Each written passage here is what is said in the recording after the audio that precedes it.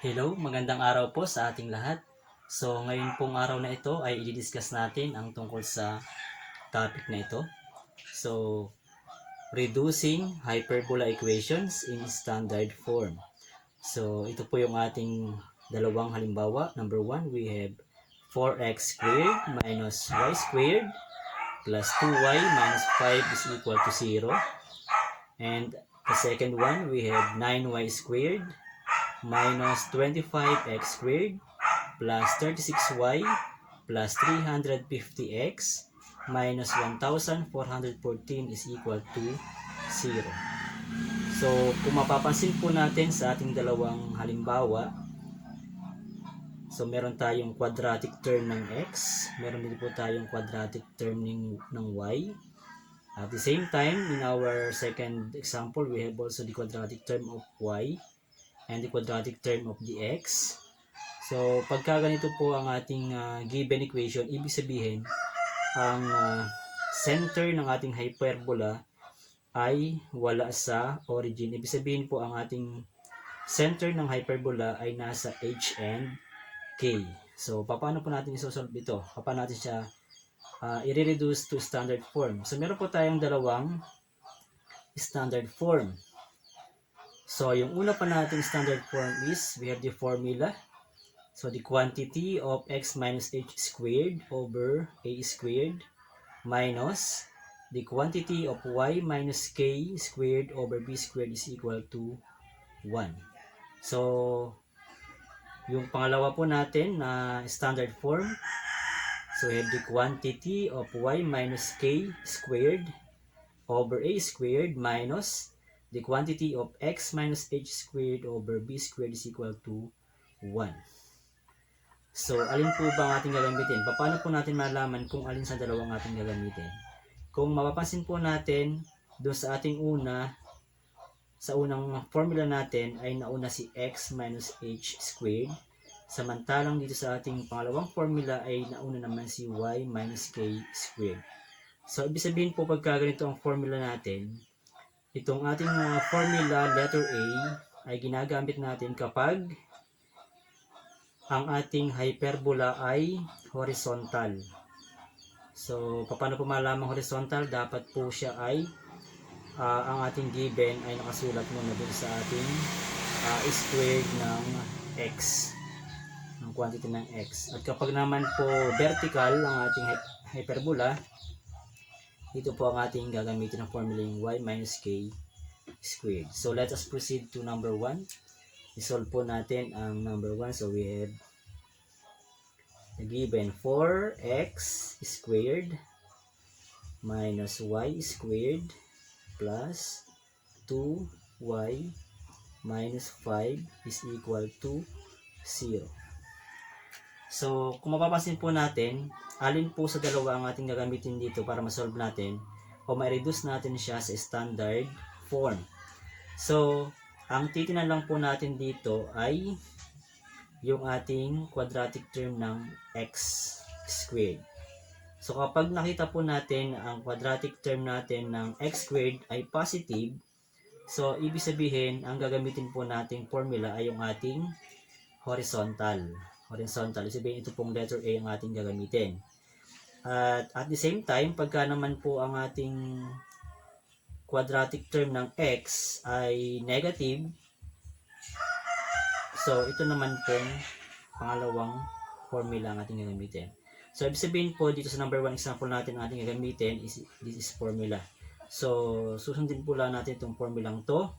Ang dapat nating unang gawin. So, ang una po natin gawin dapat ay si negative 5 ay i-transpose natin to the other side of the equation. So, ganito po ang mangyayari niyan. We have 4x squared, just copy po, minus y squared plus 2y. Then, transposing negative 5 to the other side of the equation. So, we have equals positive 5. So, negative 5 po natin, pag lumipas sa equal sign, magiging positive. So, ano po ang ating sunod na gagawin? Since si 4x squared po ay walang kasamang linear term na x, so we just copy si 4x squared And then ito pong si y squared plus 2y, ito ang ating isi-simplify by using completing the square.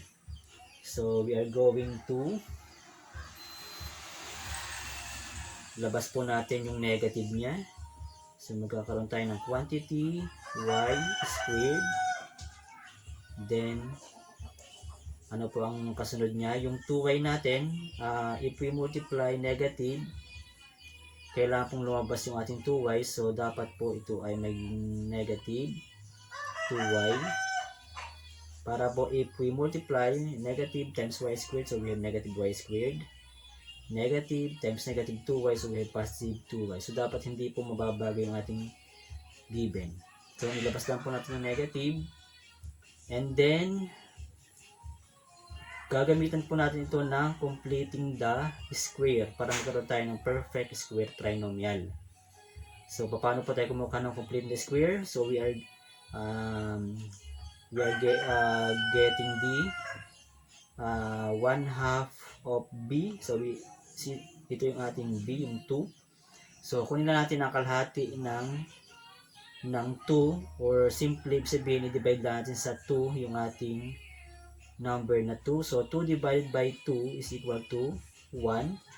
Then yung sagot natin na 1 is squared natin. So 1 times 1 is equal to 1. Therefore, we are going to add plus 1 to make this perfect square trinomial. Yan is equal to 5. And then to the left side of the equation, we add positive 1. So is a must na magdagdag din tayo dito ng positive 1 sa right side. Pero dahil siya ay merong negative dun sa ating labas ng quantity, so we are going to multiply negative times 1. So magkakaroon siya ng, sa halip na plus 1, magkakaroon tayo ng minus 1. Then let us simplify. So just copy again 4x squared. Then minus. So let us factor this perfect square trinomial. So the factor of this perfect square trinomial is y minus 1 squared. So yan po yung ating factor ng perfect square trinomial. 1 minus 1 squared is equal to, then 5 minus 1 is equal to 4. Yeah. Then so we are going to follow the pattern. So dapat ito ay 1. So anong gagawin natin para maging 1 itong ating 4? So we are going to 4 divide natin sa 4 para maging 1 siya. Then dito sa kabila, magagawin tayo ng 4x squared divided by 4 minus the quantity of y minus 1 squared divided by 4. Okay? So by simplifying 4x squared divided by 4, we can cancel 4 or we just simply divide. So we have x squared. Then we just copy quantity of y minus 1 squared over 4. Then 4 divided by 4 is equal to 1. So therefore, this is our standard form of the given